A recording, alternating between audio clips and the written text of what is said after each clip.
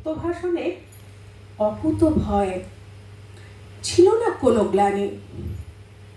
কলম হাতে জ্ঞানের আলো ছড়িয়ে চারিধারে, দেশের সেবায় কাটিয়েছেন সারা জীবন ধরে। অন্যায়তে মাথা নত হয়নি কোনোদিনই, দেশের সেবায় আত্মত্যাগে মিটিয়ে গেছেন ঋণ। বাংলা ভাগের দুর্দিনেতে দাঁড়িয়ে দৃঢ়পণে, পশ্চিমবঙ্গ রক্ষায় নামেন সংগ্রামে।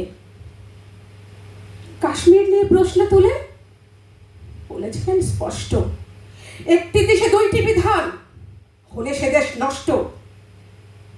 সাচ্চা বাঘের বাচ্চা তিনি, বীরের মতো প্রাণ। শ্যামাপ্রসাদ মুখোপাধ্যায় বাংলার সম্মান। আজও তার আদর্শেতে প্রাণিত শহর গ্রাম। দেশপ্রেমিক কর্মযোগী, তোমায় শত কোটি প্রণাম, তোমায় শত কোটি প্রণাম। নমস্কার।